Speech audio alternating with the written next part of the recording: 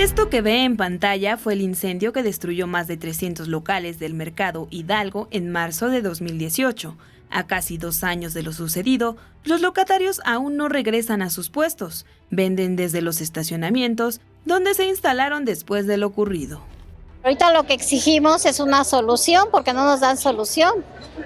Que ya nos están metiendo cada mes, nos dicen que ya entramos y no es cierto.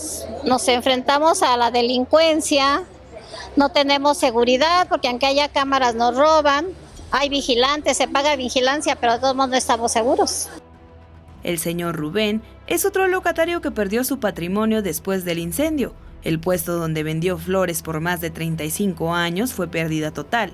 Argumenta que sus ventas han bajado cerca del 50% y que la afluencia de clientes es mucho menor. El no estar dentro significa que nuestra fuente de trabajo no se ha recuperado al 100%. En nuestro caso tuvimos una pérdida del 100% de nuestras mercancías, o sea, nos quedamos prácticamente sin nada. Pues obviamente al no estar adentro, además de la parte económica, nos ha afectado también en pérdidas porque la mercancía que afuera se nos moja, hay fauna nociva que se acaba con las plantas, las flores, no podemos invertir en una mercancía por el espacio. Rubén pertenece a la Comisión de Obras del Mercado, por lo que está al tanto de los avances que se han realizado. Señala que a pesar de que las obras no se han detenido, la reconstrucción ha sido muy lenta. Esta obra no debe haber tardado más de un año.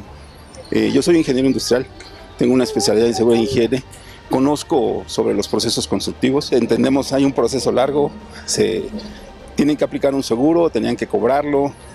La obra inició 5 meses después del incendio, iniciaron un 5 de agosto y la verdad es que han ido muy despacio, muy lento, no ha habido una respuesta pronta. Algunos locatarios optaron por bloquear el eje central Lázaro Cárdenas para exigir respuesta a sus demandas, a pesar de que las obras llevan el 90% de avance.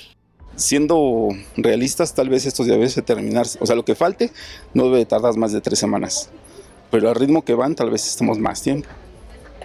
Pero eso ya va a depender de que de verdad el recurso llegue.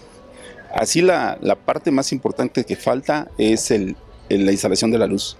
Estamos hablando de cableado, instalación de los conductores y detalles que están afinando.